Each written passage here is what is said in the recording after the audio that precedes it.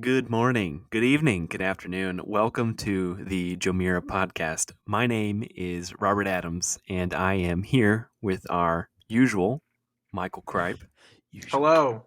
and two famous guests. We'll start off with someone that you've probably heard of before, John, Bada bing, bada boom. That's and me, John. someone new. We'll have this new person introduce themselves today. Yeah, my name is Borat. It's nice to meet you. No.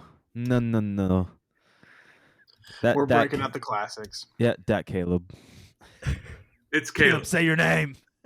They literally didn't get an intro Caleb Dunn. for you. All right. You need to explain who you are. It's not a joke. Good God, this is a train wreck.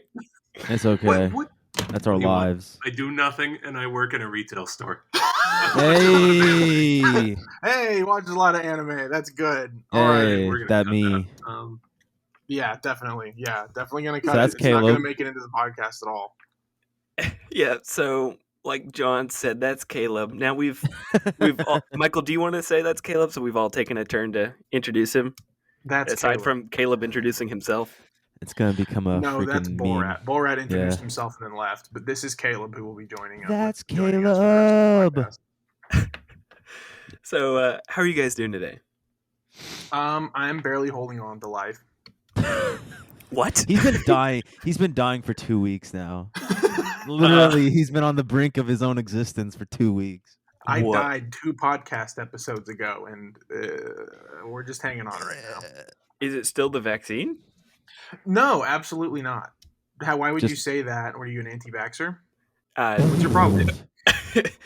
I mean, I just feel really connected with Bill Gates right now, so. Oh, Yeah, I Spirit don't know. animal. I started hearing some voice in my head, and he was saying he's Bill Gates. I don't know. It happened right after the vaccine. It's got to be a coincidence. yeah. Well, What? anyway. What? Okay, listen. We're gonna have Hey. this conversation right now. If no one's talking, you need to be starting talking. All right. No dead air. I don't want dead air on this podcast. You hear me? John, I'm It's talking to you. it's Caleb, natural. Borat, I'm talking to you. Robert, I'm talking to you. No more dead air. We're done. No more dead It's air. a natural Alright, thing. No more. It's a natural thing. I mean, It's fine. We could start over if you guys want. Sure. 3, 2, 1, go. Hello, everybody. Welcome to the JoMiRo podcast. My name is Robert Adams. Today, I am joined here with Michael Kripe, Hi, everyone. John Prokop, that me. and a new special guest who will now introduce himself. It's Caleb. 5 episodes in, and I'm already here. It's Caleb. This is You Caleb. never thought you'd see him, but here he is, front Yeah. and center. There Really? he is. You know who he is. You love him. You're gonna love him. He's the guy. All right. And so, yeah, welcome to the podcast. How is everybody doing today? John? Swell, peachy, delight. John. Any other word that you could probably put and say good. That's me. Synonyms for happiness. Yeah. Yep. And yep. Yep. John, you're doing swell and peachy, but is your peach swelling? Oh, you would know. What? Oh, Lord. Yep. This is where we officially go off the rails.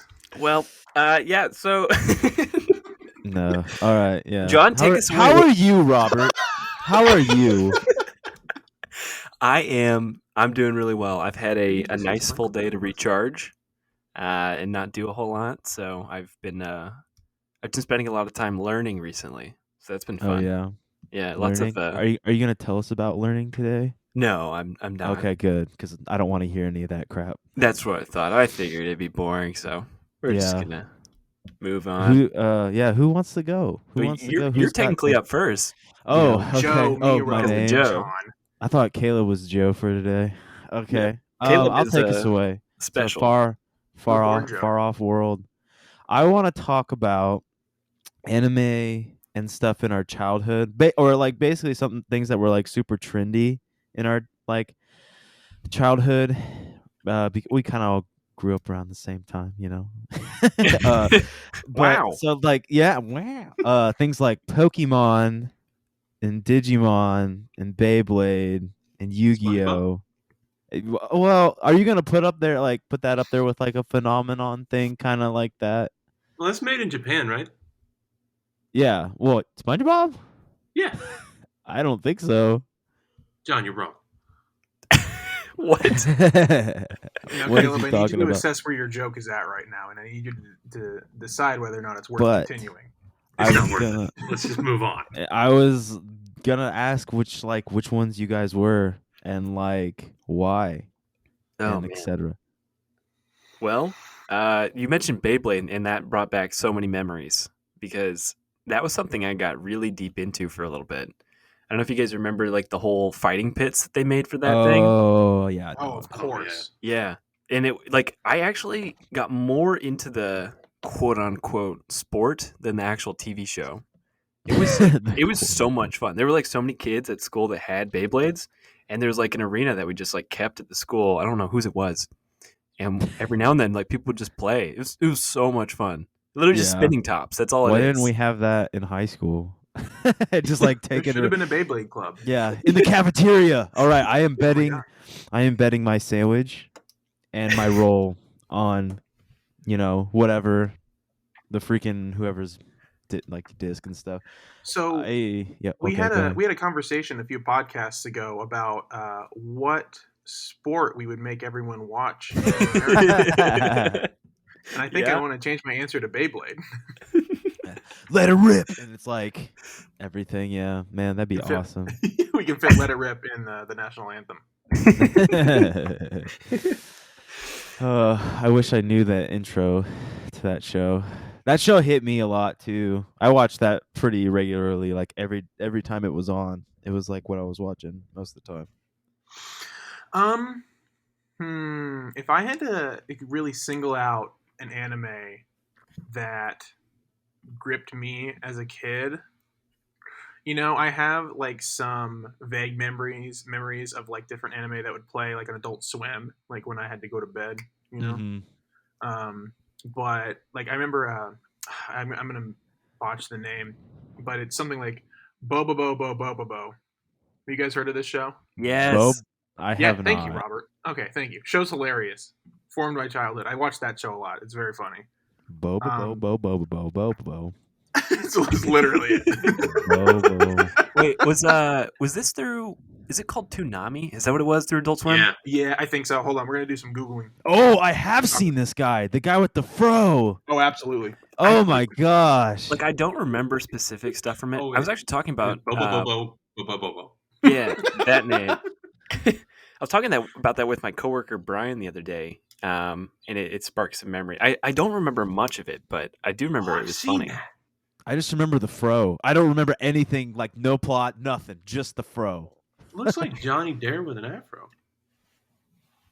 Johnny It was Dare? 100% a comedy. I'm looking at some pictures right now, and it is it's my jam. I kind of want to watch it again.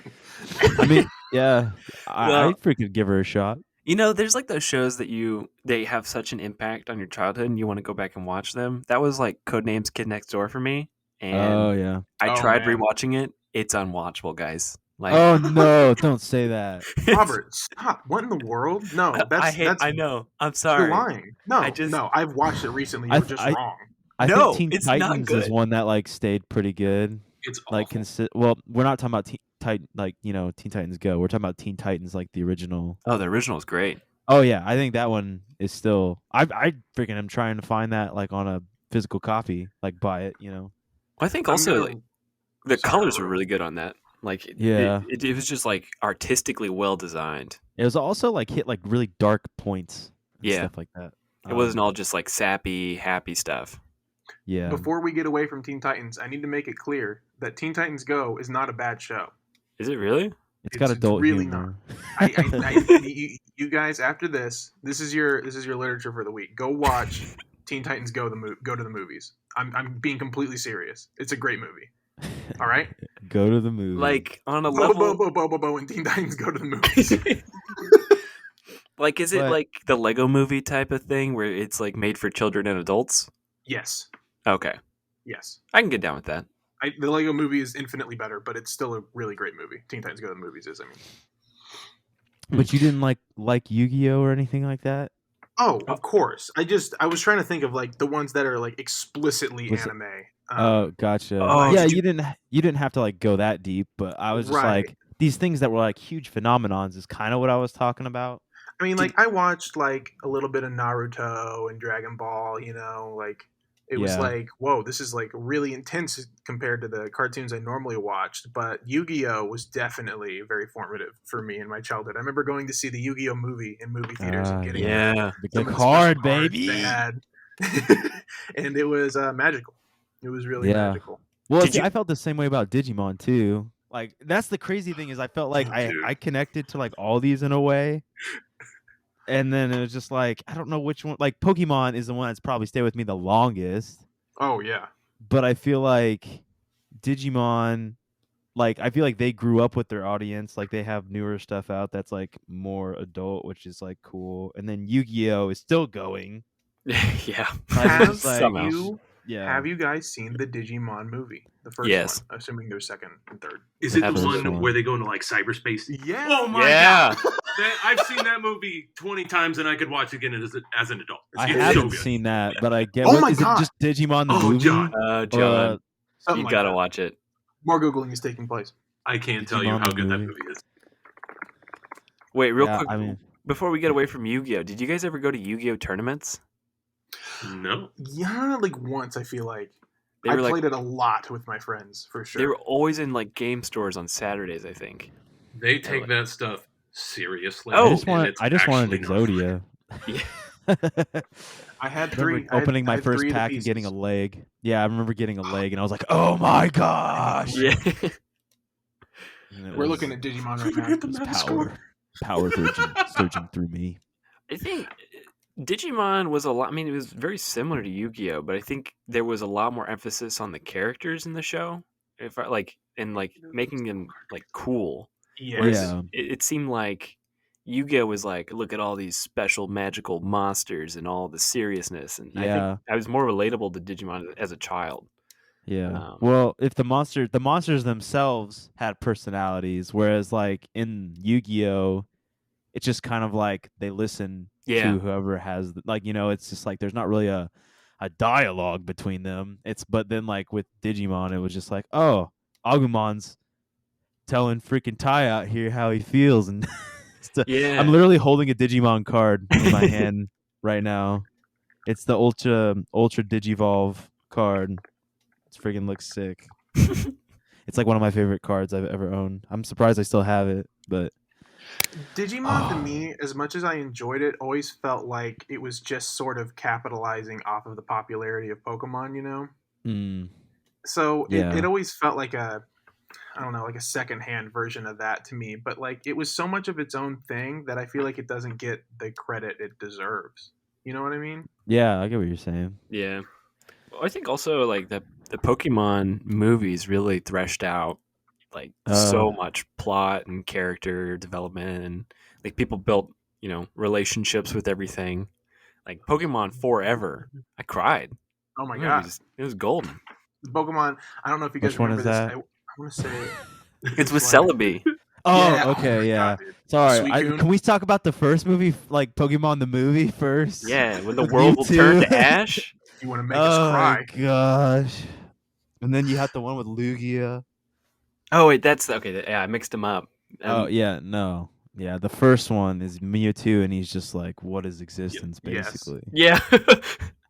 And then you're like, as a child, you're like, "What?" Man. Yeah, So- and then the second one with Lugia. Did you guys watch Detective Pikachu? I did, yeah. That's a negative. John, what are you I thought it doing? was well made. I watch It's not actual bad. anime. Yeah. It's like I Um, really thought it was gonna be like really corny and just stupid, but like it was not bad. Yeah, and I mean- Mewtwo's in it. Spoilers, I guess, Yeah. for a 2-year-old movie. Nani? Yeah, great movie. Pokemon, timeless. I don't think Pokemon will ever die. Wait. What Pokemon game did you guys stop at? Because everyone stops eventually. Stop. What are you talking about? You're talking to Really? the wrong people. You're still Uh, playing. I stopped at Diamond and Pearl. That's where I stopped kinda. too. Yeah, You well, stopped at and the because then they started getting into the ones that like the starters didn't Yeah, even you're really right. get me Mhm. necessarily. Like I was like, the starters aren't even all that cool. But I also ended up putting my money towards other things. But now, like, if somebody gives me a Pokemon game, I'd for sure play it. Like, it just, money towards those things. Yeah. Caleb's probably spent quite a bit Okay. on Pokemon. So here's my ridiculousness. I bought Michael a copy of Sword and Shield so that somebody would play with me. I'm a ridiculous person. I spend money like an idiot. I bought Pokemon Sword and Shield so I could get my shiny charm and start shiny hunting. Oh, and then I jeez. immediately quit. I'm an idiot. See, Oh, for my me, it was gosh. like in Diamond and Pearl, they introduced Arceus, which is like the Pokemon god. So I was just like, okay, That's in game. Where do we Yeah. go now? yeah, exactly. Yeah, I was yeah. like, you guys really dug yourselves into a hole here, and I'm just like, It's only They're what? That like, was, but wait, what we got generation was that? things This that are Gen 4. swords and shields and moons and Yeah. suns and blacks and whites. it's like, whoa. Yeah, Now- or X and Y's. X and Y's. Yeah, it's just like, what does that even mean? Like, what is? I mean, honestly, maybe I should research it more before I talk about it because I don't really know the whole story. Like, what's the plot at that point?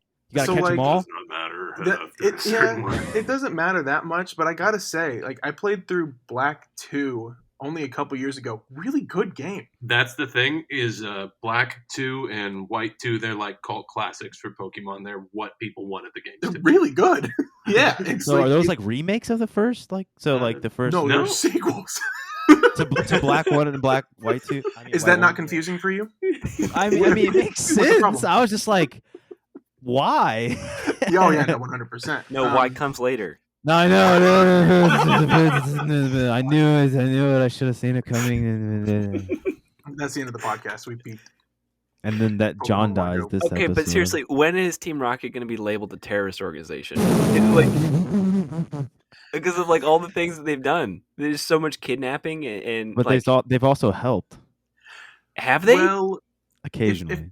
if I put Team Rocket as a terrorist organization in the headline, the title of this episode, will we get flagged?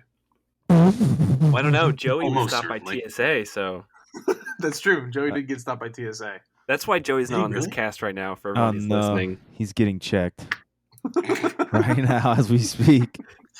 Anyway, so I started with Emerald, and I actually fell off after Diamond and Pearl. I You loved started those with games. Emerald? I did. whoa. It was one of those things where I What? just wanted for the longest time a Pokemon game. I had a Game Boy, and I never got into it until Emerald, and it changed my life. I mean, we were actually like 3 years old when the original games come out. So Generation 3 is where I started as well. But I went back and played everything. Oh yeah, me too. I started Yeah. with freaking. Okay, pretty well, sure- Whoa, hey there, JoMiRo listeners. Michael here. If you heard that audio cue, it means that Caleb's phone alarm went off, and he, in a frantic, clumsy, seemingly drunken scramble to turn it off, unplugged my microphone and shut down the entire recording session. So here I am, fixing his mistake about a week later to ensure this podcast runs as seamless as usual. When you hear that audio cue again, we'll get you right back to your regularly scheduled programming. Sorry, folks. Know your place. All right. Know your place. We're back. Okay, yeah. The original. I can't believe you guys didn't start on the originals. Anyway, I started on the original red Yeah, I'm version, sorry I but wasn't born earlier. What? yeah, it's fine. I mean, I was thinking about this for this, like the hot second that I had to think about it. I was like, I have a brother that's 2 years older than me, and he actually had it, and I just freaking ran away with his Game Boy Color for a little bit and like played on it. So that's probably why I started with that. And then I think Gold was the other one, like one of my first. I remember playing Gold at my oldest brother's college graduation, and I was in a gym battle that whole time. I was sweating as a kid. I was up against, I think, the third or fourth gym leader, the one that has Ghost type. They got a Gengar. Anyway, I kept going against this freaking Gengar. And my Game Boy was losing power and stuff like so quick. I was so stressed out. I was like, I have to beat it before a certain time before my Game Boy dies. And I did it by the end. And then I think we were walking out, and I was like, I never saved it after I beat it. And then I was traumatized. So guess what I did on the drive home, baby? Did the same thing. Oh my I don't. god. I feel like we all have, or everyone has, some horrific experience where they played an RPG and that requires them to save. Like, there's no auto save, and you lose like hours and hours of progress. It was Pokemon and Skyrim for me. Oh, yeah. Not Skyrim. Dude, my brain short circuited one time when I was playing Pokemon. I was in the car after a long trip for like a baseball game, and I think I was playing Pokemon Gold as well. And I was at whatever the Elite Four was called, like what are the final battles in that version were called. And I had just beaten the final boss by like just barely. And I tried like 4 times before. And I got so excited I just turned my Game Boy off. And I was like, wait, what? Why did I do that? You did. Your brain short circuited. I just looked out the window and my parents were like, Robert, are you okay? I just like Yeah, and then it's got like sad music ensues, and it's just like, "Hello, darkness, my old friend." I And it couldn't bring immediately myself to starts like explain it. raining. Yeah, it I was starts like- raining outside, and you're like, "What?" What I did at one point is I was going back to delete save files in a game called Final Fantasy Tactics Advanced. I have been addicted to this series since I was a child. And I accidentally, instead of deleting the one I wanted, deleted 45 hours of progress right before the final boss of that game. And right next to my dad, I just looked out the window of his truck and screamed, F, F, F, F, F, F, F. And he's like, what's wrong? I said, I just saved over my game progress. And he's like, you kidding me? I love that your dad's even like, "You freaking loser." Yeah. My dad's favorite phrase is, Jesus Christ, Caleb, what is wrong with you? Jesus Christ, Caleb, what is wrong with you? Yeah, we need to put that when Caleb accidentally unplugged the That's microphone. the title of this podcast right now. Hey, wait, We Caleb. got it. Quick question. Will you still pay me $100 to play Final Fantasy X? Man, Robert, Does if the you offer stand? You got to stream the entire thing. You got to beat the bosses at the end of it, and you got to beat the post game, and I'll pay you $100. How many hours is that? We gotta like, what's that? What's the hour? I put about So, 120 hours into doing that one time. Oh my god. so what? That's That's $1 an hour. You don't like that? yeah. No. You don't like that? But I mean, theoretically, you could beat the main story if you don't like stay and grind on everything like I do, because I love the game, in 20 to 25 hours. Yeah. I It's say not that bad, 200. Robert. 200 and What I if you do end up it. enjoying the game? What's wrong with that? Oh my god, you guys do not understand how good these games are, and I legitimately hate you for it. Just a little bit. That's so good. okay. You can Well, hate me. Anything right. else we want to talk about This with nerd's Pokemon? done talking about Pokemon? Final Oh. Fantasy. I got a deal. For No. Robert. All right, you play the game, and I'll pay you to play the game. If I'm ever in Indiana or you're ever down here, you can wax my mustache on stream, and I'll keep the beard. I don't. You're making an assumption here that I take pleasure in your pain, and I don't. So, like, He takes pleasure in his own pain. He's a masochist. that's Exactly. true. But You also found me out, John. maybe, I don't know. All right, something else I had thought about that I had maybe or may not have talked about with Robert for a half a sec was Tamagotchis. But this is kind of like hey, there's this physical, like, so all these animes had like the physical things backing them. So you had the cards for Pokemon, you have all the plushes and all all the physical things that you can buy, and then Yu-Gi-Oh had all the cards and things. You could even buy the freaking what was it called? The thing that hooked on your wrist.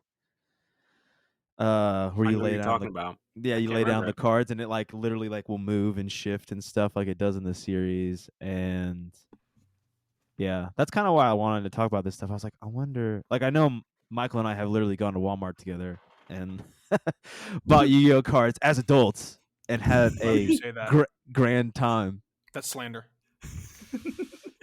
Don't say that. You know you liked it and it was a good time. Stop.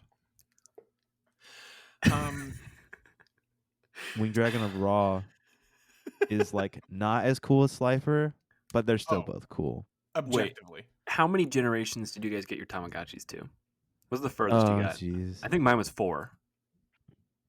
I don't think did I ever not play actually it have. that much, to tell you the truth. I was really never bad at even played the. I was really bad at the. I gotta keep these guys alive. type games. Sims probably don't talk to me about. There's no way I could ever keep them alive because I was like I also like being outside. But I don't know, for some reason Pokemon really just stuck.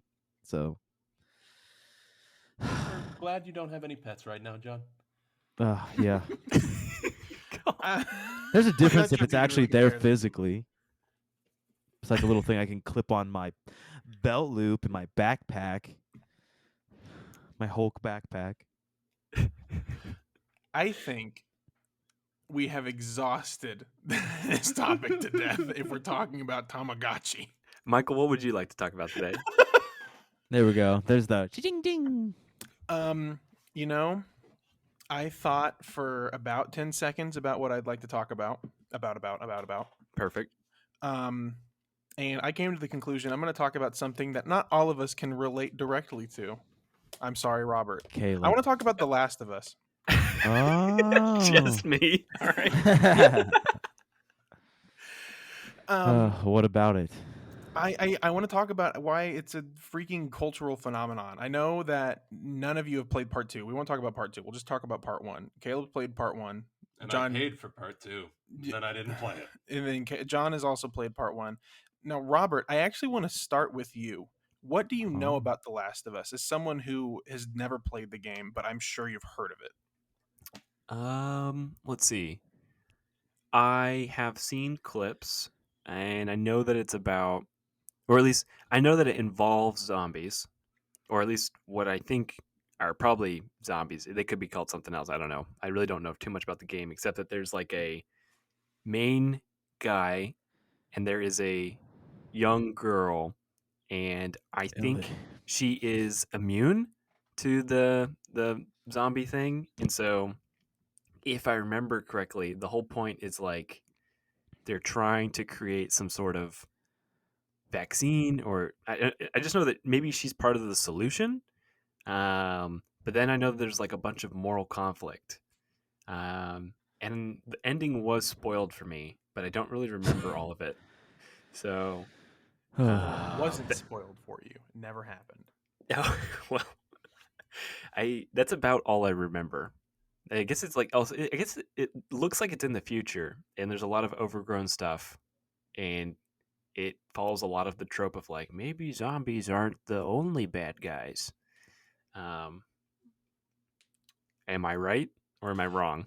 I don't know how, but you, if as someone who's never played it, you nailed it. I was about I think to say you're doing just fine. nailed that, Like right down to the whole. Well, I think they're zombies, but I don't want to say they're zombies. They just look like zombies because they're not technically zombies. So that's, as someone who's never played it, that's about as hard as you can nail it. So for me, my time with The Last of Us started in 2013 when it was bought for me against my will. Oh, yep, that was me. High school John was a different breed. For anybody out there, he was a different man. The one that you see before you does not resemble the one that was there. I think we Long can all ago. say that about ourselves. Oh Yeah. yeah, without a doubt. Except for me, but go on. Yeah, he's been Borat in high school. Give yourself more credit. It's fine. Okay, Okay, continue. but we went to Walmart, I think it was, and I remember John was like, "I'm gonna buy this for you," and I was like, "Wow, that's so nice of you. Oh, this. You really don't have to do that."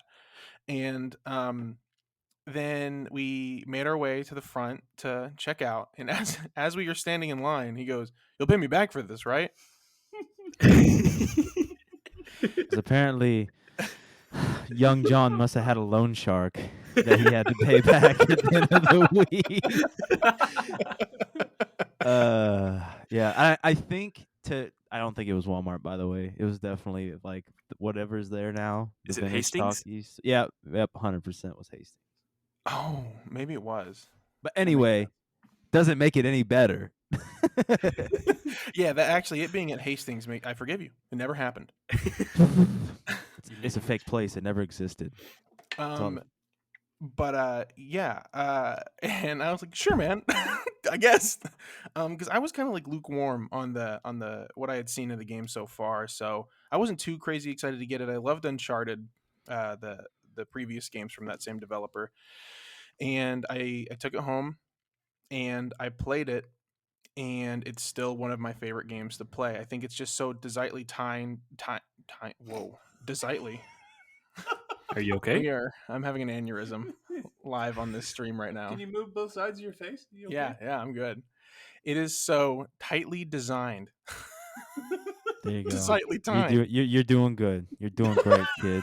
Keep going places. This Keep is the Hot Mess going. Podcast. Welcome to our 7th episode. It's not just about, everyone talks about the story and the characters and everything like that, but I think just the pacing of it all is just so immaculate. It feels like I can walk someone through that game beat by beat, line by line, because its pacing is just so strong.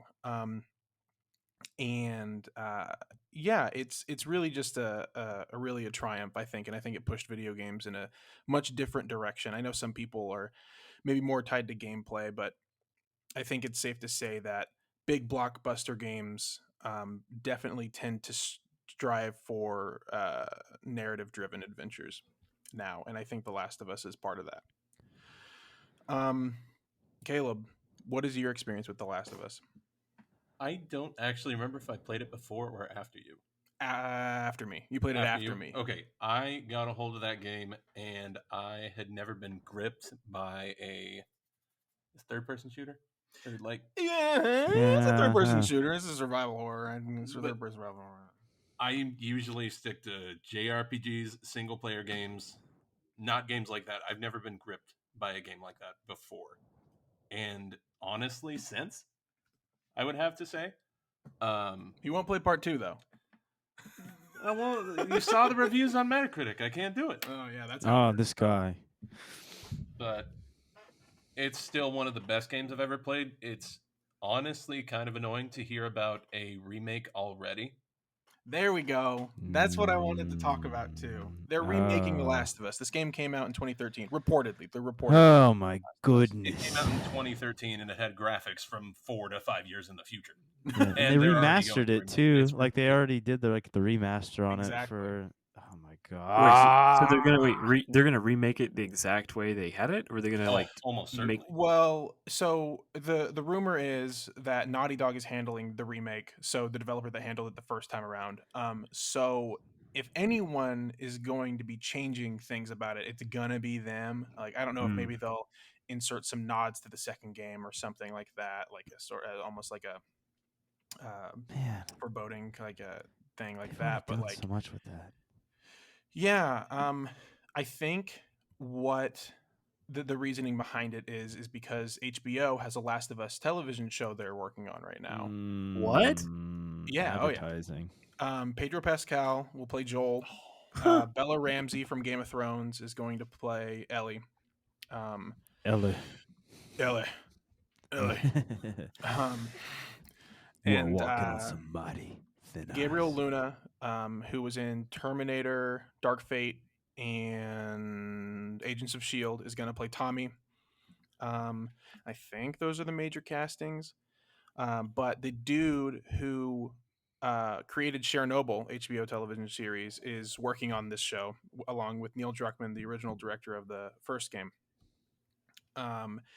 And this is what I'm talking about. This game came out in 2013, and now it's just a thing. It's so much a thing that it's only been 8 years, and they're already remaking it for PlayStation 5. Yeah, I mean, I can't say that any other game in the past has been remade that quick that I'm aware of. Like that's a pretty quick turnaround. Wait, I don't even know. I know games that have been like remade. I know like remastering, but like remade. That I don't know. Maybe you guys know of games that I just am not familiar with, or maybe I know of but just can't remember. So the most popular remake recently is Final Fantasy VII. There it is. Excuse me, did you say Final Fantasy? Tip hat to Caleb. Yeah, exactly. Yeah. It's a fantastic remake, by the way. But the original Final Fantasy VII came out in like 1996, 1997. Okay, that feels reasonable. Yeah. Oh, yeah. It's. I mean, we're looking at side by sides of those games is ridiculous. It's not the same game.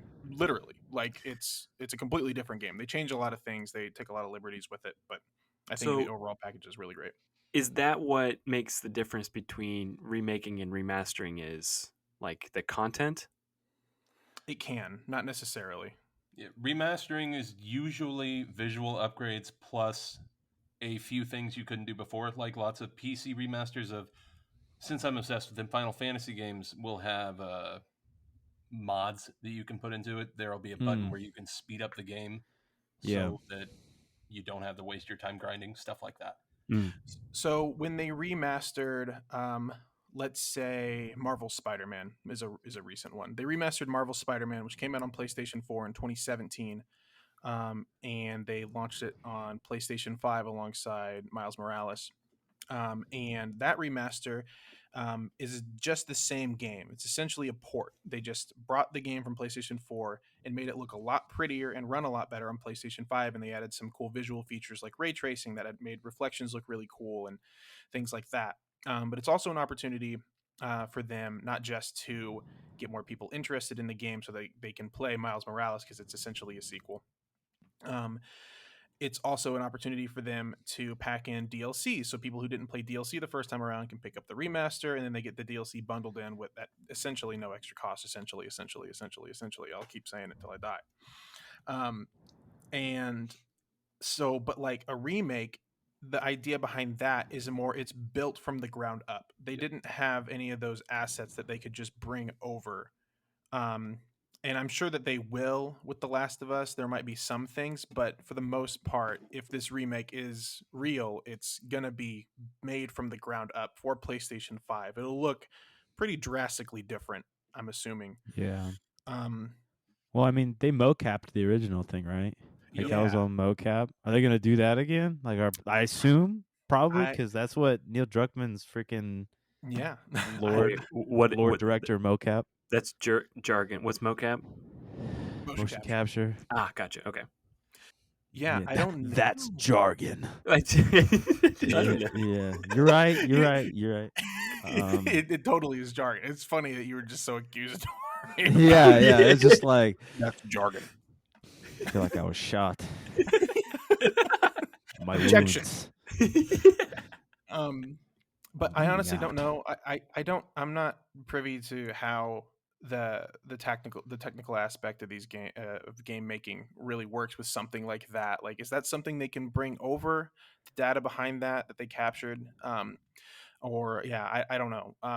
So it's just Yeah. crazy to me that it's only been 8 years, but it's like let's do it again. Let's do it Does that again. does that mean that they could in the future remake the freaking part 2, which just came just came out? That's Like, that's another thing they said in the report. I believe the intention is to get it closer to the visuals of part two. So I but could there's a almost see different them time. doing a bundle whenever this comes out. Let's say it's 2023, and it's like The Last of Us full story or something like that, and it comes with the remake of The Last of Us and a remastered version of part two, and you get the full experience. And the show just started coming out or something like that. Gotcha. So it's all just marketing. Yeah, that's what it kind of sounds Yeah. like. It basically is, and I I mean, get that, and it makes me super happy that a lot of people are going to get to experience The Last of Us for the first time on PlayStation 5, made by the people who originally made it. But I yeah. wish those resources went somewhere else. You know what I mean? I want Just- new IPs. There we Naughty go. New Dog. IP. If you hear me. Did you say Naughty Dog? Yeah, yeah. Jack and Daxter. Come on, man. I want new IP. Just kidding. I Jack don't and want. Daxter I do 5. not. Yeah, exactly. That. What yeah. is an IP? Leave Okay, it to that's Michael. not. I mean, it's Robert. What do you want me to say? Intellectual property. Oh, I didn't know what Okay. it was either. I knew what it was, but not the definition. Yeah, it's like The Last of Us when it came out was an original IP. Nothing had ever existed of The Last That of Us was that. before. Yeah, Yeah. It's okay. its own thing. Yeah. I just want new content. stories. I've talked about this so many Oh no, times. in I'm my with you, life. man. I feel like that's kind of what we see with a lot of stuff right now. Something is a really cool original idea. They make a few sequels of it. They It's beat it till it's moderately dead. or intensively successful, and then they just beat it to death until literally the Like last fan gives up on it.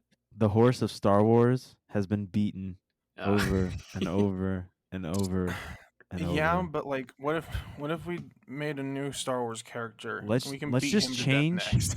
Let's change how many lightsabers they have and what shape they are. I think that is the elements that we like to tell a good story. I think that's what we need. I think we need a little And a different green helmet. alien. You understand what I'm saying? A little green alien. Yeah. He's gonna be everywhere. We're gonna call him Baby Yoda, but don't actually call him Baby Yoda. Get mad if people call him Baby Yoda because that's not his real name. The child. oh man, let's please not talk about Star Wars. Yeah, no, I know. That's For those that actually don't my next know, topic. That is being Robert forced is upon you over all. Star Wars. Yeah. Enough said. There it is. Robert, when is your topic gonna be Star Wars? When Rector Robert Run comes to the over stage. that. I can't do it. I mean, I could, but I think that it would drain me. I think that too much of my soul would be lost. Yeah. My soul. Caleb, you were gonna say something. No, so Robert, you hit on a topic that I've got a lot to say about, but I mean, I won't go crazy. But the fact that people are actually so used to getting sequels on sequels on sequels now, and they want things to be remade, and you're seeing less and less new IPs in a lot of stuff, Yeah. but especially video games and some series We on are- Netflix. We are literally on the cusp of Final Fantasy 16, and I know that that's a unique situation because they tell different stories in those games. But like, good, great God, No. what Yeah. No, what I'm talking about. Call it is- something else. How can it be the Final Fantasy if it's the 16th time? This is the last one. Well, no, now that they've remade 7, everybody wants the sequel as quick as possible instead of wanting the sequel to be a good game. Everybody Yeah. wants them to remake Final Fantasy Yeah. 8, 9, 10 next. When You're right. just make a new good game for God's sake. And You can give him a big cool sword, just like you did in the other games. you're Just- seeing this all over video games, but it was a Korean drama, but there's a series I watched on Netflix called It's Okay to Not Be Okay. It's really, really, really good. I've heard of it. And what really pissed me off when I was just reading reviews after the fact, and all these people clamoring about where is season 2, when this is a show that is so well done and ended in a single season. Uh-huh. Why are you calling for more?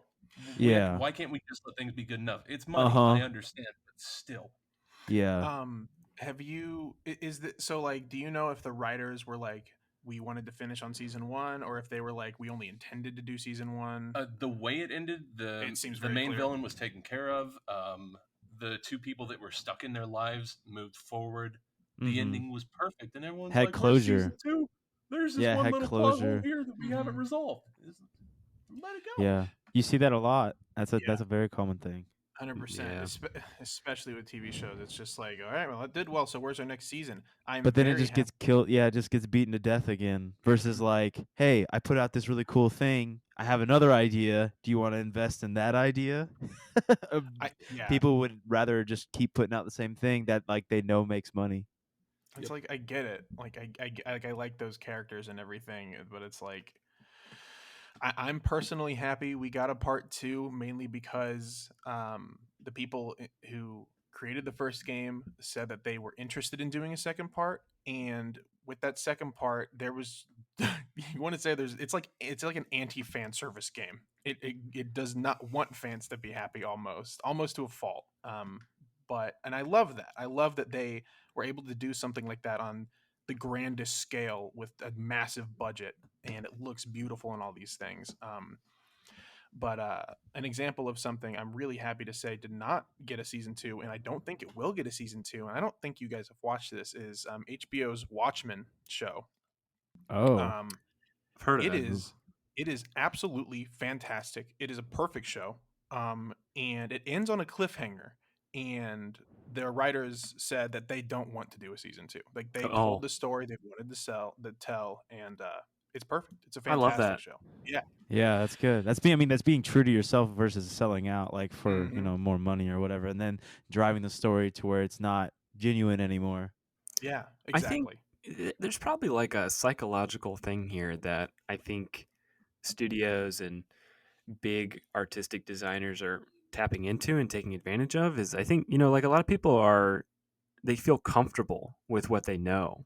And so that's why I feel like sequels just do so well because like even if it's horrible, maybe the plot sucks, some people are still just going to come right back to it because they're like, I know these characters, I know the story, I know it's probably going to end happy.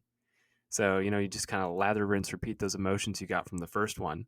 But like it's not as intense, but it's still something. Um, which I don't know. It just is. It's a little disappointing because it's like I feel like most people would probably rather enjoy something new if they felt confident enough to take the risk to watch something new. And it's like, sure, you may be disappointed with something every now and then, but I don't know. They like these studios just kind of like just keep pumping stuff out, and it's like saturating the market where it's so hard to find small things that are good because all you hear about are all these big things that have been around for forever. Mm-hmm. Which To speak to that, Robert, there was an anime you and I both really, really enjoyed the first season of. And the studio seemed to have rushed season 2 out because of the popularity and Oh, yeah. completely butchered We talked about what this a little had the bit last week, I possibility think. to be one of the best anime series in a very long time. Attack on Titan. The Promised Neverland. Hey, yeah, Yeah. I think we brought this to- up a little bit last week. Yeah, we did. Yeah, but no, Butchered. I agree with you. No, I think I haven't seen it, but it was kind of explained to me a little bit that it was just rushed and it's just like just completely dropped the ball. I would have waited 5 years for a good sequel rather than one for the Mm-hmm. absolute dump that they laid. Well, I was satisfied. Like Absolute I'm not dump. gonna watch season 2 because I like the open-ended ending. Like it was a good story. It was like somewhat. It's not like the best thing, but it's like I'd say an average 8 to 9 out of 10 for some episodes, Yep. and it has a solid uh, like arc, and it ends with this like excitement, and you're like, I don't know what's gonna happen next, but I'm excited, and that's like a good feeling. You don't have to know what comes next to still feel good about something. Um, Mm-hmm.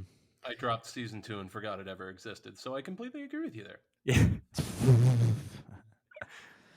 Oh man. We did talk Well- about this last week a little bit. What, John? It was your topic. What was your topic last week? It was the things that like becoming movies and adaptations of stuff like books. Adaptations. Yeah, and that's right. why we talked about how like keeping true to source material and stuff, and Mhm. that's what the Promised Neverland Yes. didn't do a Okay. good job. Okay. Cool. Yeah. Also, we've already gone this far in. I was like, I didn't even get to say what like I thought of The Last of Us, but I know. Tell us. I know. Ah! I'm so sorry. let's come and back. halfway through, I was like, "Oh no, I'm so sorry." Oh no. Oh no. No, let's bring it back. Tell us what you think. Let's bring it back. So I mean, I freaking outsmarted Michael. What? This fool And thinks it was an accident. so- I played him. Like So I did that whole thing. We went back to his house and I don't know who even played it first. I think it was him because I was. I don't remember. Yeah. Anyway, he definitely played it, and then I ended up playing it over at his house. There were lots of games that I played at Michael's house because I had an Xbox and he had a PlayStation. Last of Us is exclusive, so to PlayStation. So I was like, okay, I'm gonna come over and play a game. Like that's what we used to do all the time in high school. And so went over there and he would like let me play it while he did some other stuff, and I was just like, I mean, there were moments that I cried for sure. I just like the world building too, and that's why the new IP thing's so relevant, It's just like they built this world that was heavily impacted by something that could technically be real. I mean, like it was like a fungus based thing, which is why it's like zombies or not zombies type Mhm. thing. But the world building was done like really well, and honestly, I was hoping that if they did do a part 2, it would never have the same characters, which they did continue the story with the same characters. But I mean, I haven't played it, so Got to. Absolutely got to. yeah. Well, I guess who doesn't have a PlayStation still? We'll figure it out. Hey, You know what? Mikey, Joey has baby. a PlayStation 4 that he does not use. So, Wow. I have the game. Joey, if you're out So, there, talk to me, man. oh yeah, Hook me up. we didn't mention because Joey also died. Joey Joey died, so he's gone. But he'll be back next week probably. Caleb's the new stagehand. But yeah, so I enjoyed it. I like a lot. I'm a crier though, so Same here, I man. I'm right. yeah, there with I definitely cried. And I had closure with it, and then they did the part 2 thing, which I'm sure if I played that, I'd probably cry too and be like, you know what? It's okay. I understand. It But doesn't really give you a chance to cry. It just kind of rips out your heart. oh, well, I'm here for that too, I guess. So that's how I feel about it. Do I think a second part was necessary? I mean, it didn't I go need back it, but they sprinkled it on there. They were Yeah. like they put all the DLC for like character building, for Ellie and all that stuff. And I mean, that was really good. The fact that they fleshed out that stuff like really well. They knew what they wanted, and they put it out there. And that's why I just like, man, you're gonna remake something that was done so well the first time, hmm and that's what's scary. I'm so interested to see what shape that takes. Like, Yeah, it's super fascinating. But yeah. who All right, knows case what it'll closed. be. Yeah, case closed. Done. The Last of Yeah. Us is being Caleb's remade, done. and now it's dead. We're not talking about it ever again. Yeah, it's what game are we talking about? Final Fantasy, right? Right, Caleb? Did you say Final Fantasy, John? Did you say so? Morat, fun fact, big Oh. Final Fantasy fan. Cannot wait for Final Fantasy 75. All right, who wants to go next? We got someone who's eager. Yeah. Either Robert or Caleb. I've got something because John actually brought up world building, and I actually wanted to talk to you guys about that. I was curious what your favorite world building experience has been, and then I have a follow up question after that. Well, that's the Oof. best topic I've ever heard. Yeah. I'm really thinking right now. Do Yeah. either of you have something Can off the top I- of your head? Not off the top of the Can I dome. chip know I something in? haven't. Yeah, go for it. I got some stuff. Cool. So I think, mine's always gonna be anime. I'm sorry, guys. That's fair. No, it doesn't have to be I best am- games. For those out there, I am very obsessed. So I'm gonna say 90s anime did it really well. I feel like they had like a really good idea of what they thought. A lot of it's like future based, like when 2000s hit, like how is technology gonna change because of the advancements and stuff. I feel like they really excelled with that. Even like I talked to Michael about this a little bit some the other day about how like even the 90s movies like Blade Runner and stuff in general just like really had good like what they thought was going to happen in the future. I mean, obviously it was like fictional, but it was just like, man, this is a possibility type thing. And then I'm going to say like movies like Akira and Neon Genesis, Evangelion, and Cowboy Bebop stuff is like, it's like believable, futuristic, but also like kind of crazy, off the rails type thing. And that's what I feel like it just absorbed me, and so that stuff's really good. That stuff always. I honestly, I think I'm like, man, I should go back and watch more 90s stuff because everybody had these crazy thoughts versus how I feel like a lot of things are similar now. Well, it's so cool to see like what predictions came true and like what predictions are way off, and also like what things are coming true now. It's like they thought it was going to happen in the early 2000s. Like, okay, we're here now, but other technology that they thought was going to last longer has become obsolete much earlier. Yeah. Well, I mean, think about it. They thought like the buildings and stuff would be all the super smooth edge stuff, kind of like, so you think about iPhones and you think about old like Mac computers and stuff. They thought everything was going to be like that. And that didn't happen. There's modern buildings and there's modern and technology is going somewhere. Like it's always advancing, but not to the same degree. Not like I think for a little bit now we've kind of hit a wall, but we're still trying. Yeah, type no thing. flying cars. Yeah, not yet. Not that I've seen. Well, when we're still crashing the ones on the ground, I don't think we need. We need that autopilot, God. infinite lanes. But yeah. So I'd say, like, I feel like the '90s anime did that really well for me, and yeah, there you have it. For me, I'd love to talk about. We don't have to talk about it today necessarily because I think this could be its own topic. But what makes great world building? You know, That was gonna be my follow-up question. like good lord, like I feel like we could go off the rails with that. But like you ask what our favorite like examples of world building are, and immediately my mind goes to Star Wars. You know, I know that those movies have really been ridiculous and not good. But you know, in general, those worlds that have been crafted, like I believe them, and I feel like when I watch those original movies and even the prequels and the Clone Wars and Rebels and all those things, like I feel like I'm being taken on a trip to that world, like unironically. Yeah.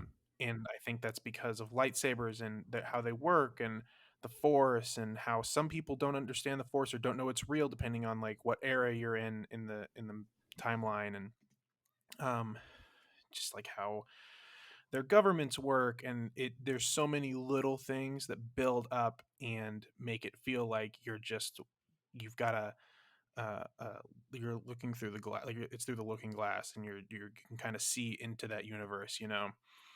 Um, and it's magical. I love stuff like that. I think Lord of the Rings is another example that comes to mind, and Harry Potter, yeah. and then I start thinking about uh, Death Note. I think Death Note has really great world building with the Shinigami and all that stuff, and I think what I come down to my favorite is Dead Space. Ooh, And this is so good. that's for a lot of reasons. Dead Space is a game, a franchise that's not gotten enough love, without a doubt. Commercially, critically, those games are pretty fantastic across the board, with the exception of 3. 3 is really good, but it's not.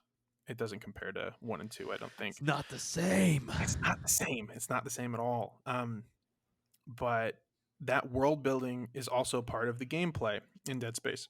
Dead Space, for those of you who don't know, is a survival horror game that came out in like 2008, 2007, somewhere in there on the PlayStation 3 and Xbox 360. And you play as an engineer aboard the USS Ishimura. Yeah. 2008.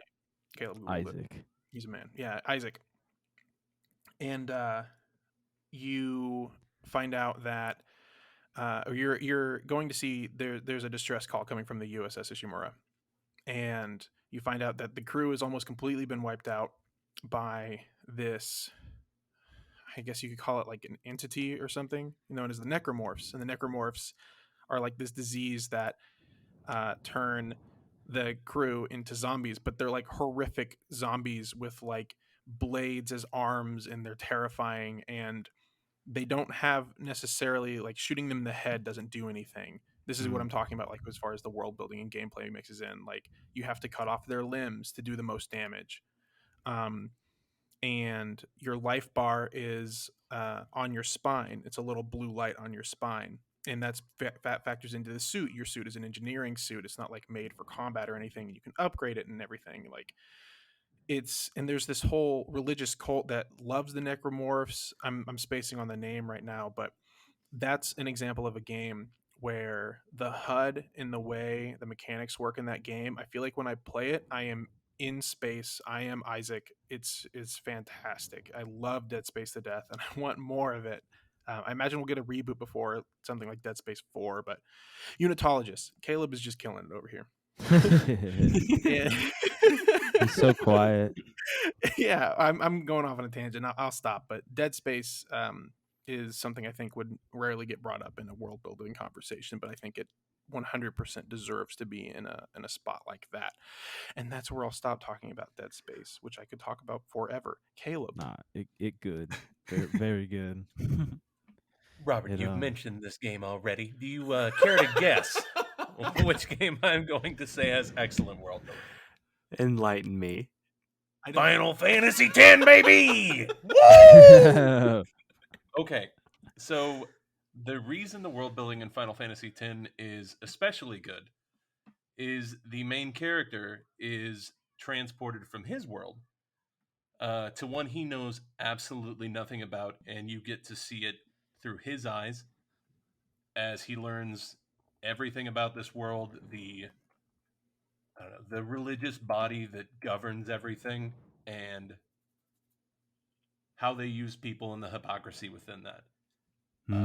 It is absolutely amazing. I think there are humans, and then there are like 4 sub races that are demonized by the religious body for whatever reason. One uses forbidden technology.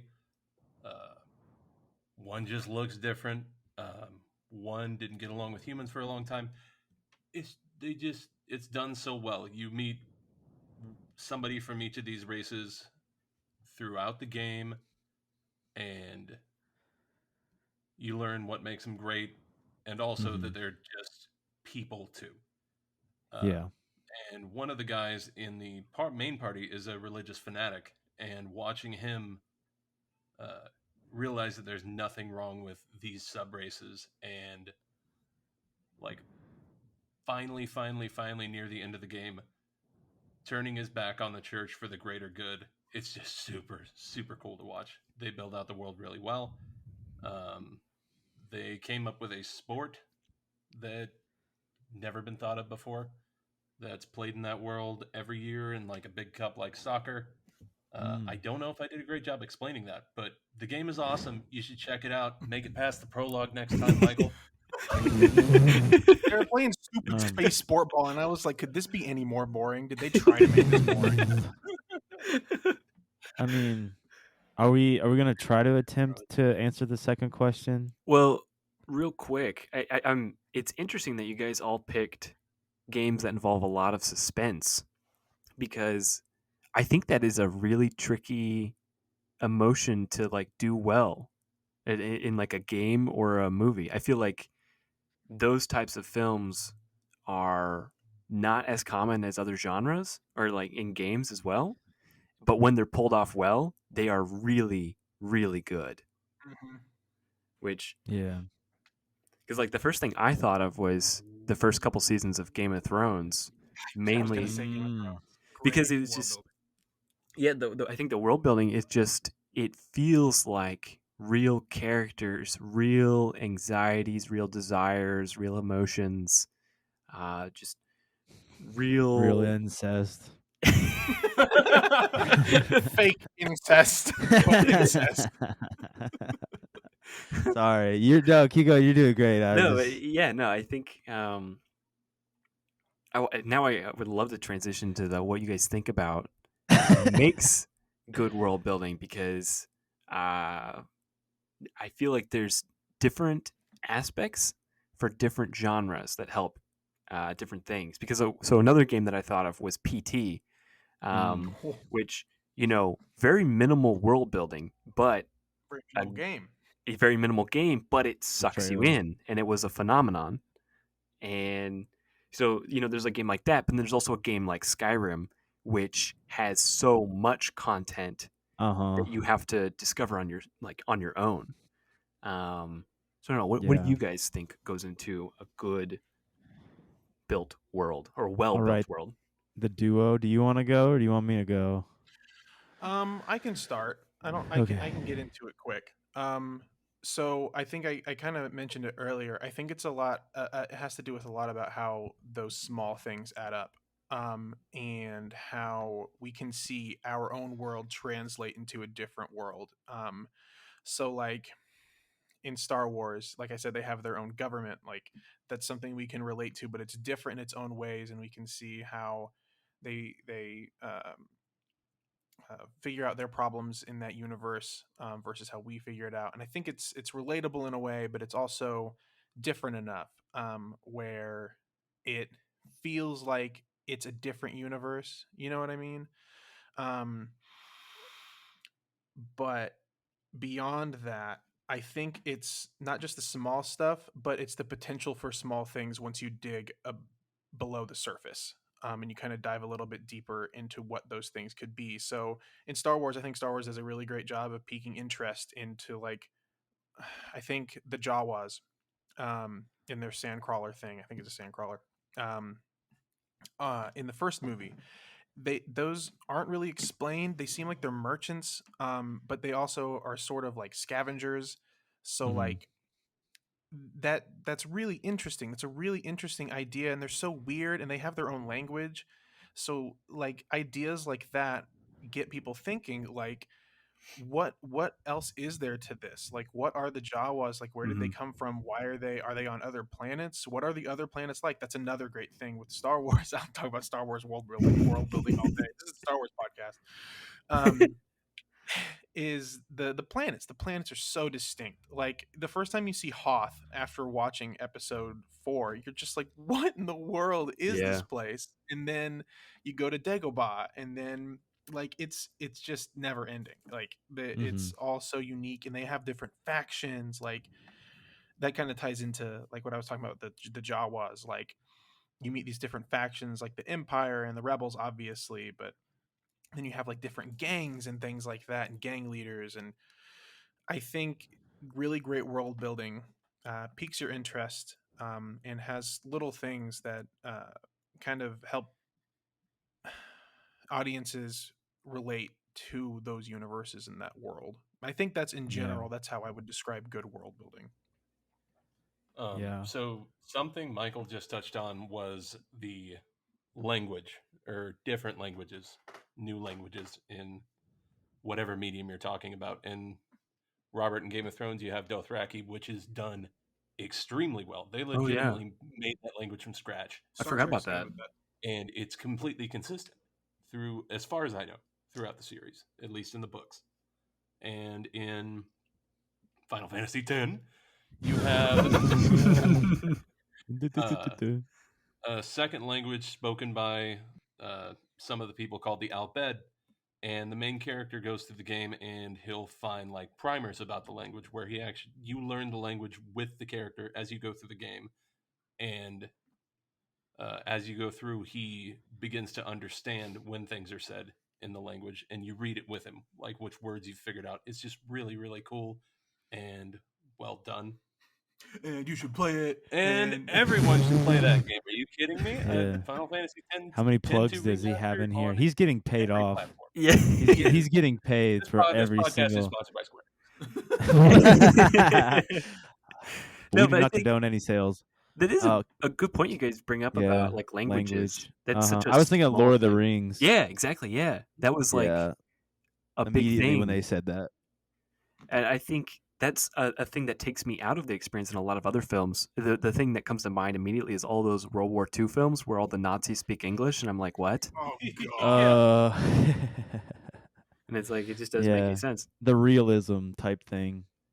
Well, and that's like with Michael kind of like literally said it from the beginning, like immediately what he said. He's like, it's like taking our world and like putting it into whatever story, like whatever the realm that you're trying to tell the story. So like they try, like if they didn't make it real to that time period, like obviously the Germans are going to speak German, or whatever. Like if they take you out of that story by making them speak English, it like you're like the realism's not there. Versus like if like us going into one of the story, like another realm or something like that, like how real can it be? Like what is the reason for these things? And just that stuff is like such a huge deal, because even though it might be a fictional world, are those things possible by physics? Like anti-gravity stuff, and like that's a real thing that like translates over and stuff. And just those real aspects and how they fit in the world that is created, Yeah. that's the huge deal. And how, like, can you sell that thing? Like, you have an idea, but you really gotta think about the underlining things too. Like, I don't know how much. So if you have a tank, you can't have a tank drive over like a wood bridge if the tank is too heavy, type of thing. It real world physics. But I mean, sometimes you can even, I guess, depending on the story, you can even make up your own physics. Like Yeah. if it's a whole world by itself altogether. But you got to be really building it from the beginning if you're gonna do like that. It's all got to be explained. I think that's a tricky thing. I think a lot of films and games try to solve that problem with exposition, just like the character saying, "Oh, and you remember the war from 10 years ago when they drove the tank over that bridge and it held?" And it's Yeah, like, yeah. "Oh, come on." I think good stories allow the listener, the viewer, the player to make their own deductions, and if they make Mm-hmm. the wrong deduction, it adds just enough clarification later on to where the person having the experience has like an aha moment, like they are the one that figured it out and they feel good about that. And I think that's why people keep coming back to good world building, because it's not, if you lay everything in front of a person and you explain everything, no one Yeah. has any interest in it because it's like Mm-hmm. there's nothing to explore. That's like our part of our humanity, is that we're searching for creativity and unique Yeah. things. And Curiosity. yeah. Yeah. So I mean, literally, I write short stories for fun. So I talked to Michael about some of the things that I had questions about. I was like, what would, like, I told him my synopsis for a story, and he was like, what, like, he started asking me questions and stuff, and I was like, oh, that's good. That, like, lets me, like, build the world more and more. Because all I ever had was, like, I have these two main characters and I have how they meet, and I didn't really have much other than that. And then, like, the thing is just like answering those questions, but also like allowing the, like you said, the whoever's watching, reading, to also like imagine that or involve themselves in that. Which is yeah. why the freaking Jedi thing's really cool. You're like, well, maybe we haven't tapped into certain parts of our mind, and I can freaking force open the fridge. Something like that. Or like, man, I could, like, people, like, real, like, actually do like the freaking lightsaber, like, freaking stuff, like the actions and stuff, like there's like people who practice that stuff Yeah, and it's the in the martial duels. arts. Yeah. Yeah, so like it lets you take that like realism into, even like you take something away from seeing that, like you take that and you apply that to your life too. Like that's how good the world building is on some of that stuff. So the key to good world building is to make a movie that can sell toys. Yeah, that's the real kicker. God dang it. Yeah, that's the whole thing. All the studio execs that are listening to this, all 0 of them. That's the All message they 0. took away. Yeah. Yeah, that's it. Well, actually though, I feel like that's a thing that like some big game producers and studio heads, they come up with this idea of like, oh, we have enough world building that we can get away with the marketing side of this whole endeavor. It's like people bought it. I think that's where, like sequels. That's where, like, why sequels always, well, for most part, fail. At least, I don't know, for me. But Yeah. it's like the creativity leaves and they just start explaining things. And it's like, look at this cool character. You like this cool character, right? You can buy him. You can buy him. Yeah. Yeah. Well, This and is then you so have all cool. the, yeah, I don't know. I get what you're saying. But back to the world building. Any other thoughts that you guys have on that? Um, more Star Wars, please. Um, I swear. Not really, obviously, but I don't know. I think I'm most intrigued in any media I consume by world building. I think world building is something that I get really, really attached to if it's done well. It's why Death Note's one of my favorite things. It's why, it's why Caleb's making faces at me right now. It's why Dead Space is one of my favorite things. Why I love Star Wars so much. But yeah, I think that's all I have to say. Caleb, go on. What in the world? Well, since this podcast is sponsored by the people in Japan at Square Enix, an It's not example true. where Yeah, false. an example of broken up or not so good world building would be the Kingdom Hearts series. Oh, Ooh. that's a good example, actually. Where you have 3 main games, which you'd think you could play and understand, but it's absolutely impossible. There are, I believe, like 13 or 14 games over 6 or 7 platforms, and one of them is a mobile game. And even when you play all that, there's not enough background information to figure out what the hell's going on. And whenever something crazy happens in the main stories, like Robert said earlier, they give you just enough information in a well-built world to figure it out. You've got no idea what the hell's going on. It's just done poorly. The games are entertaining, they're fun to play, but the world building is an absolute mess. Yeah, You just Kingdom gotta Hearts. fight some guys. Yeah, that's what it feels like. Like Kingdom Hearts is like a wish fulfillment game at this point. Like the world building and story is so splintered across so many different games, and not just games but platforms. It's like it's I'm glad we talked about an example of bad world building, because it does exist, and I think Kingdom Hearts is a great example of it. Where, like, Kingdom Hearts 3 came out, and anybody who watches a commercial for that game's like, why is this spiky hair man fighting with Woody from Toy Story? And they'd want to play it, maybe. I don't know. Yeah. But I know Why as a has kid, he got a key? Yeah, what is that key? And why is Donald fighting with magic? He's gotta open a door. What do you mean he's not going to open a door with it? What are you talking about? Hearts? I don't know.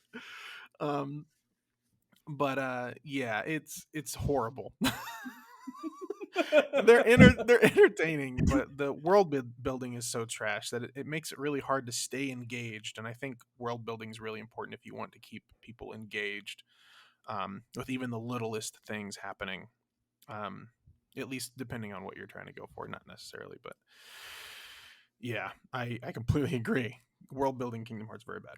Oh yeah, absolutely, dude. The first Kingdom Hearts sparked my love of big shoes, and To this day, no, still wears a because size 16.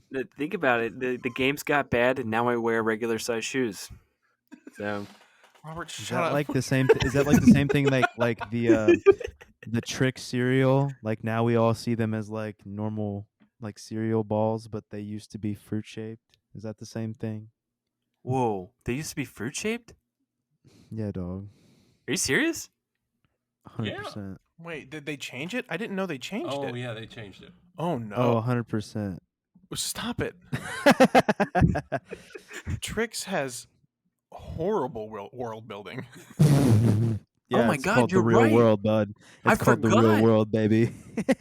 Hey. Oh my God, yeah, they are. Whoa, The narrative, it's there. you unlocked a memory, man. Achievement unlocked. Well, Caleb, you're Tricks the for last one on kids. this thing. What did you want to ask us? Special guest Borat, what do you have to talk about? Yevshimaj, in Kazakhstan, we do not have a good education system. All right, you're done. I'm not All doing right, I'm this. done. No. I mean, while that is Vetoed. true, you see America falling behind in science, mathematics, all this stuff for the last, 40, 50 years? Our education system is trash, and a big part of all, at least I feel, the socioeconomic problems that people have stem from not being well educated in life skills, as opposed to what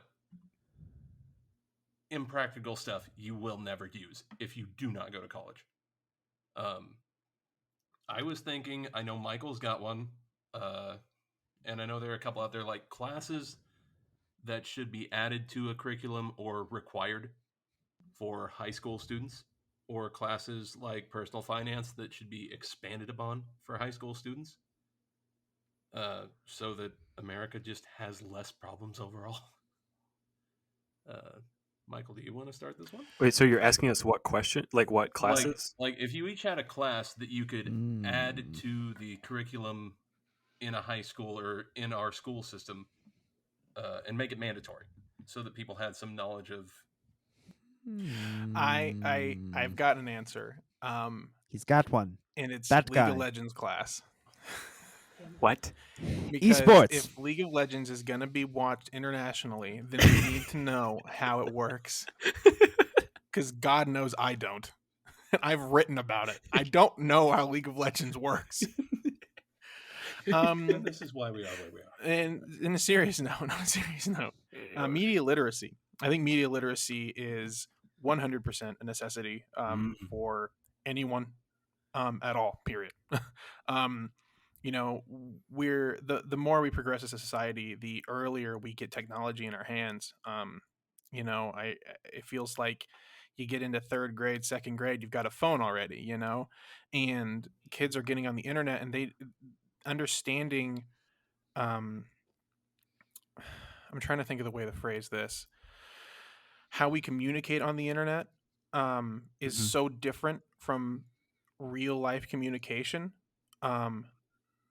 that it can be incredibly damaging, especially at a young age like that, if there is not more being done to teach kids and the general. And that's the thing, is it's like so many of us are so far along now that we're already out of school and a lot of damage has already been done, but the sooner the better, you know, because especially with like this worry of fake news and things like that, like it's the the trust is at an all-time low, and people need to understand what's how these things work and how these systems work and how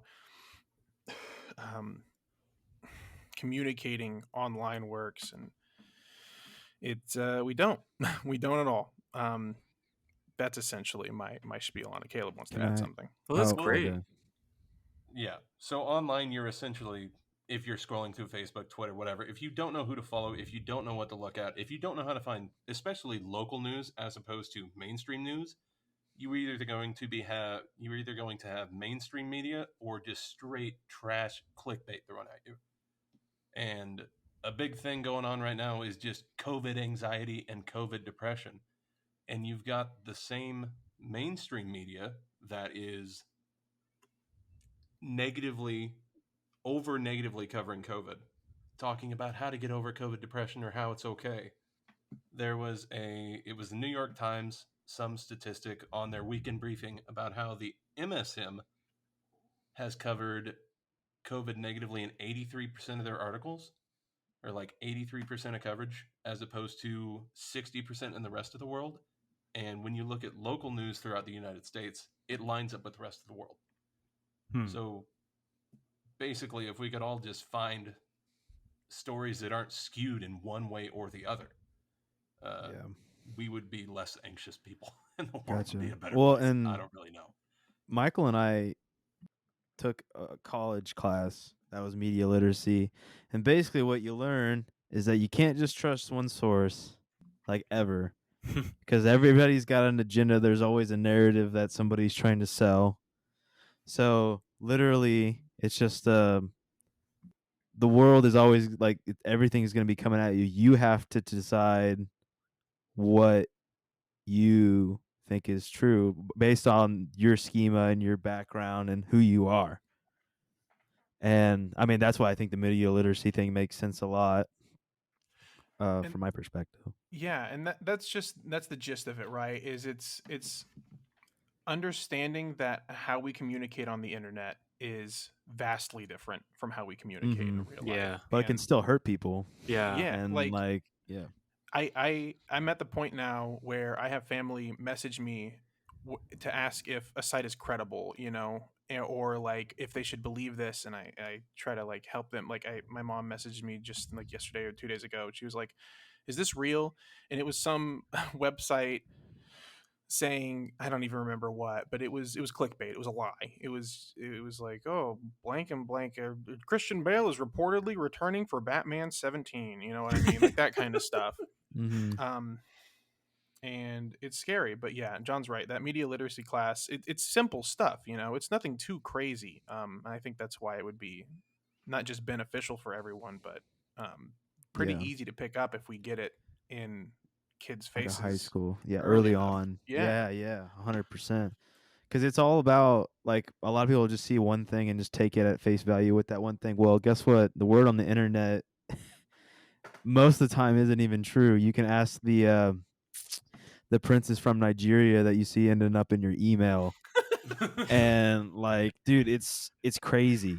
Like the things that we see float around the internet and so on and so forth. Yeah. Yeah. No, Uh, media literacy, that's a great idea. I'd never even yeah. thought about that before. Caleb, you got anything? You got a class? I would say anybody Caleb, else? if I have to tell you to get close to the microphone one more time, I'm going to lose my mind. Robert or John, do you guys have a class before I drop one? I have one, but I mean, Say I it, was gonna John. let you. I was thinking that. Well, I mean, maybe this is just my choice in life right now or whatever, but like, I think people should have at least a chance to do hands-on stuff. Like you have woodworking and metalworking in a lot of, well, some schools. I don't even know if all of them have it, but like, I think just life skills that could be fun, or even like hobby stuff like that to like help you figure out who you are would be good. Or like learning how to do like simple household things, which I Mhm. mean, there are some of those things, but it's like, oh, cooking. Well, I was like, well, yeah, cooking's definitely important, but you also have how to fix your toilet if there's a problem, how to fix any like normal home thing. You know, I don't know. There's so many little things like that that I feel like need to be taught or talked about. I mean, hell, there's so many things that this is from my experience that my parents thought I would just learn from being around other people my age, when really your peers are like your scariest thing Oh when yeah. you're that age. You know, you're just like so worried about what other people think, and now it's just like, Dad, you never taught me how to shave, damn it. like here I am, I'm like 20, 24 or whatever. I mean, obviously I shaved before that, but I was just like, yeah, how many times I like cut myself like a dumbass because I didn't know, like, John, I'm right there with you. whatever. Yeah, I'm right 100. there Like, with but you. it's just like they Yeah. assume that you learn these things, but you don't. And I was like, it's something. It doesn't have to be a formal thing, but like simple things that like even for individuals, like I mean, even for whatever men, women, whoever, you know, it just like it'd be good for like freaking learning how to take care of your house, because not everybody knows how to do it. I know people who probably don't even know how to do dishes because their parents have done it or whatever their whole lives or whatever. Well, Yeah. and another point to that, John, is how many kids I know I knew a few in high school that either were lacking one parent or both, Yeah, that's and true. that didn't have them to teach them these practical skills. That's the Yeah. thing. Yeah, absolutely. School should be helping. It should not be the parent's It shouldn't be the only responsibility. Yeah. thing. Because I Yeah. feel like, I don't know. In an ideal world, school covers the basics, and when you go home, that is your emotional learning. That's like the bonds you make. You learn like social skills from your parents. You also do that in school as well, but like you learn life things and you hear stories. But when you go to school, it's like you learn how to interact with the world. That's what I feel Mhm. like it should be. Like, I feel like we live in a society that we all have cars. Everyone has to have a car basically to do work and live. Uh-huh. But, how many of us were taught, and none of us were taught how to change a tire in school. We probably had Yeah. parents, Oh my gosh. you know? Yeah. For God. I figured it out by myself. Yeah. For the Same. first time it ever happened to me, I was driving a friend to a concert and it was raining, and I pull out. I was like, my check air tire thing came on, and I freaking pull over, and it's just like changing the freaking tire in the rain Yeah. for like the first time. And luckily I did it right and everything. But oh my gosh, it's so freaking crazy. Just the things that are like, well, you know how to do that, right? Well, it's like, no, because you are, and I think it's on both things at that point. Like certain things like that, it's like, all right, you should probably like the parents need to have more part in that stuff, and then also the schools probably. But it's just like people assuming that you learn stuff doesn't help anybody. If anything, it cripples Yeah. the kids. And the thing is, all of these things can be taught very quickly. You can learn how to change a tire in like 15 minutes. The teacher takes people out to the parking lot, uses their own car, and maybe Yeah. has like kids help out, and they're like, "This is how you do it," or like jump a car. You know, I've had so many times where I've had to jump a car, and maybe not even my own, just someone else's. And it's like, okay, now I'm working with a different type of vehicle. Yeah. So I don't know, just stuff like that. Yeah. And then the other kind of thought that I had to it was like with the woodworking and stuff is that doing things like that someone might be like, "Oh, I really enjoy this." And so maybe they even want to pursue a career in something like that, like college isn't necessarily the only way you can go. College is good, but people make more money. Like people can make a lot of money doing things that don't necessarily cost you $80,000 in debt down the road, Dude, yeah, like plumbers more make for bank. me. Like 100%, yeah. So just like I want the next generations to have those opportunities, to see that it's up to you. It should be like between you, your parents, your financial body, like how you can make your future work, you know? And I think kind of the school system's really bad about keep being closed off. Like, well, obviously you're going to go to college.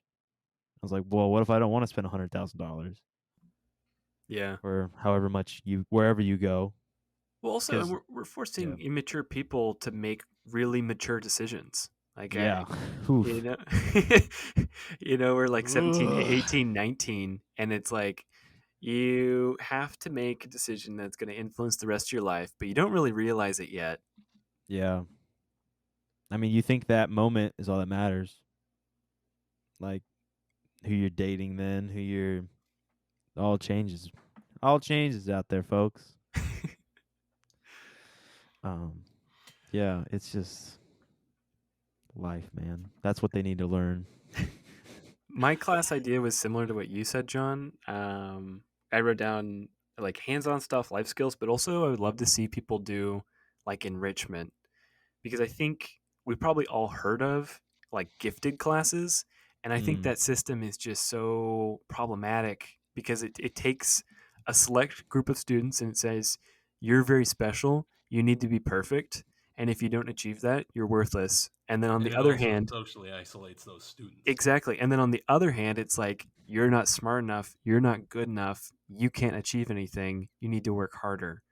And I feel like everyone should have the benefit of creative thinking, because we know from studies that if you have high expectations for your classes and you allow students to like freely express themselves and be creative in the classroom, they perform much better than peers that don't get those opportunities.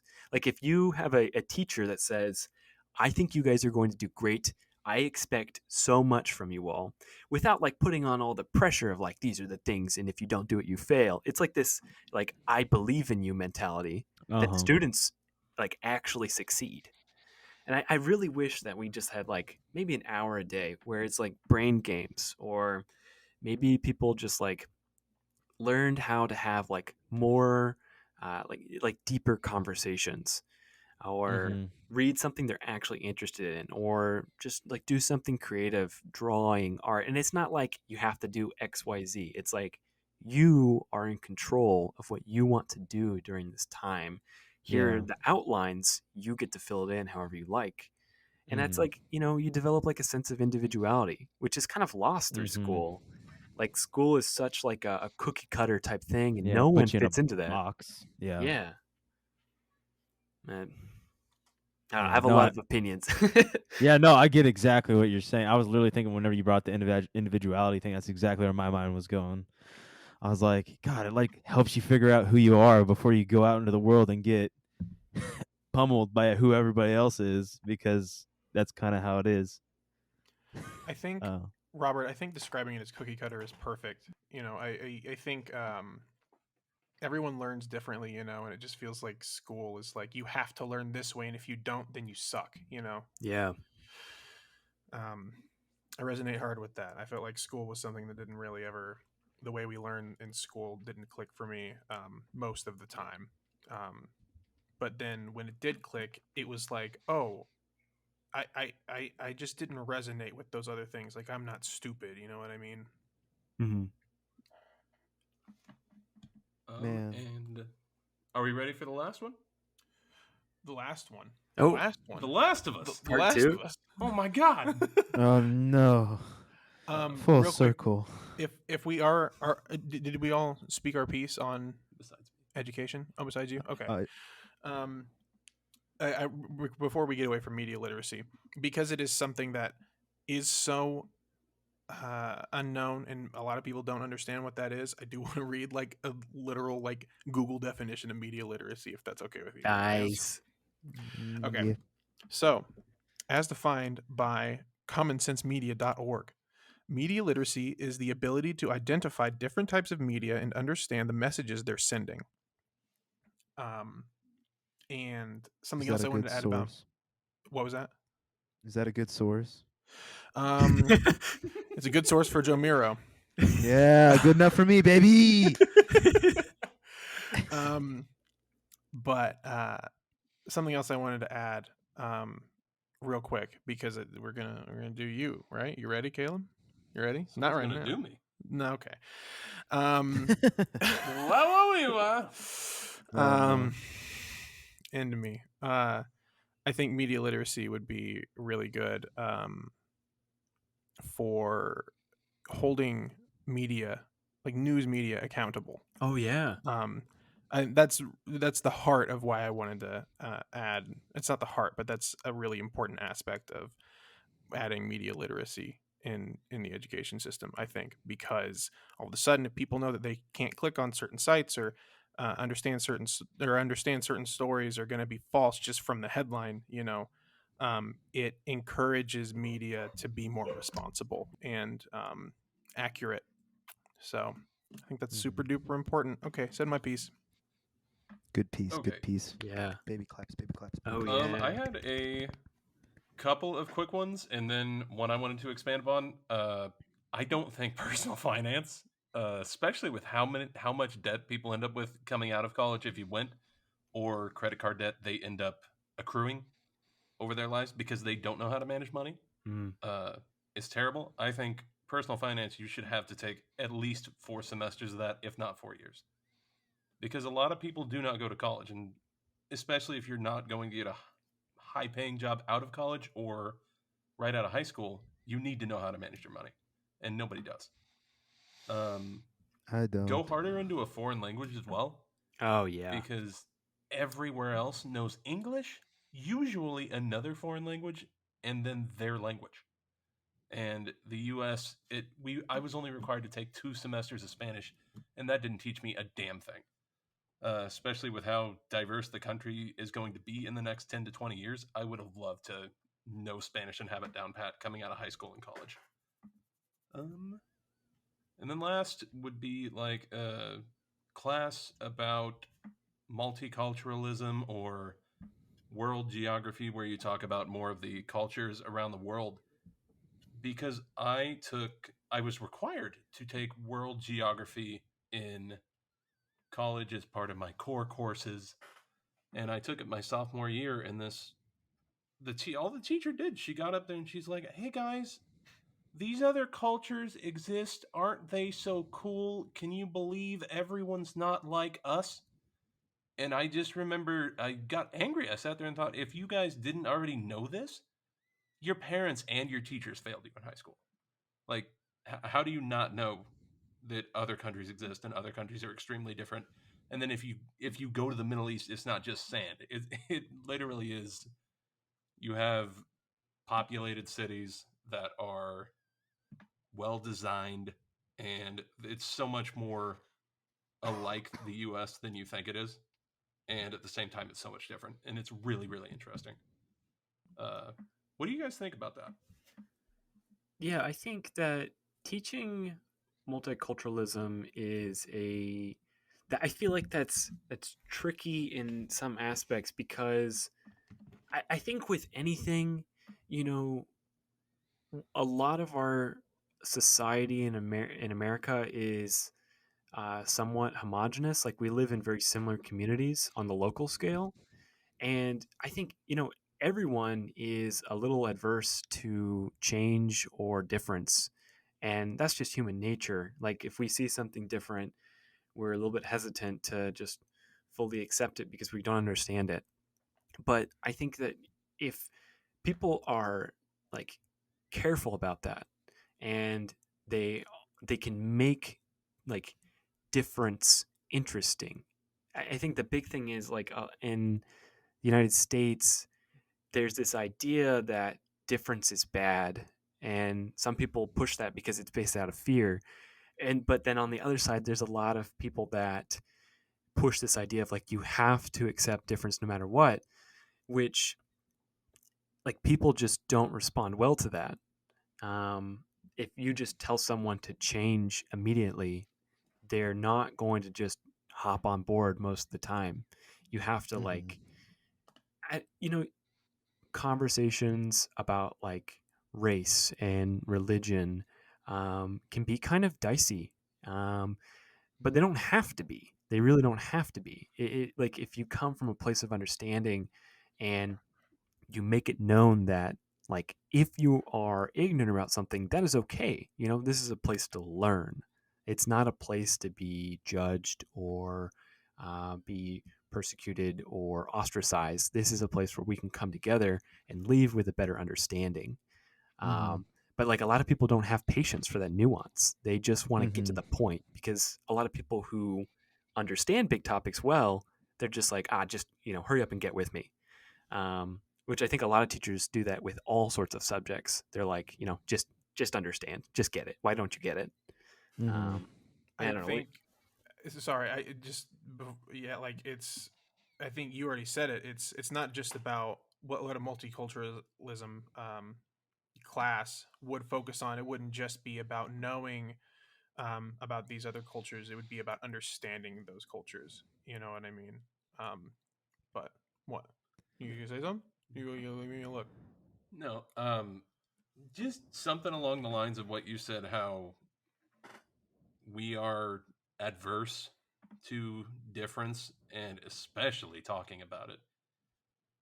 But like what I find so cool about other cultures, especially, or like for me, I love Japanese Yeah. anime, video Yeah. games, all that stuff, Yeah. is how different they are. While at the core, like we're all super similar, and you were more similar to some people in a different group than you are to people in your same group or same culture. Mhm. It's just a really interesting thing to think about and learn about. Yeah. Yeah, definitely. Everybody's cool. Everybody's got their own. Literally, everybody's got their own thing. Even the same people, like in the same country that you grew up in, the same town. Everybody's got their own thing. I mean, that's just. And then I also like every when he was like Japanese culture. I was like, hell yeah, brother, because that's because I mean, I literally, too like, like Dragon Ball. he bo bo bo bo bo bo bo bo. But just the fact that they're so different, but like there's things that you can learn from them and like better yourself from them. You don't have to take everything from them, but like you learn about them and you learn about what makes them unique, and that's awesome. It's understanding, it's growth. I don't even know what were we even talking about. Well, I I just know we're think talking.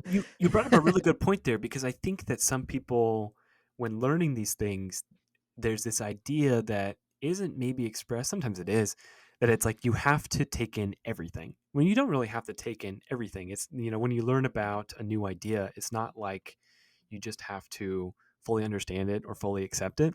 Mm-hmm. There's a process. It's like if you are interested in anime, it's not like you have to move to Japan and learn Japanese Be an and otaku. Nani? there you can absorb little things and appreciate the culture that it came from and understand the history and be respectful of that Mm-hmm. and or like even looking at like their art or like really any aspect of any other culture, you're just like, damn, my culture wouldn't think of that. Instead of being like, completely against it, like you're just like, some people just don't even want to talk about it. They just want to be like, we're the best. We're always going to be the best. And I was like, it's not about who's the best. It's about who is happy. And that's the kicker. Yeah, I think that's a great point, because I think that I know it was said a little bit in jest, but on the more serious side, like our culture is like very focused on like this competition based lifestyle, and Mm-hmm. I think we would be a lot more satisfied and a lot more fulfilled if it was just like really based on happiness, just like what makes you happy, where can you find joy, um, and there's a lot of joy that you can find with difference and new things, Mm-hmm. because Acceptance. and just this idea of like, we're the best. Can it can really mess with your mind, especially when you start to not feel like you're the best. Mm-hmm. I don't know. Yeah. I mean, I always think about, there's this clip from this movie. I don't even remember what it's called. The guy gets asked, he's like a politician, and he gets asked like, what makes America the greatest or whatever, and he's on stage in front of all these people, and he's like, we're not, or whatever. I mean, I just thought it was an interesting thing because I think that's the Newsroom on HBO, John. I've seen what? that clip. Yeah. Then I don't know. I just know it was from like a movie or something. Yep. HBO show.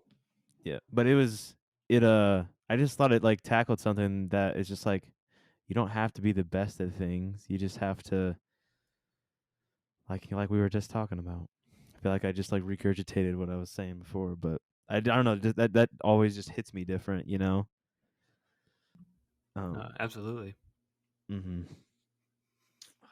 Michael, what are you thinking? What's in your noggin?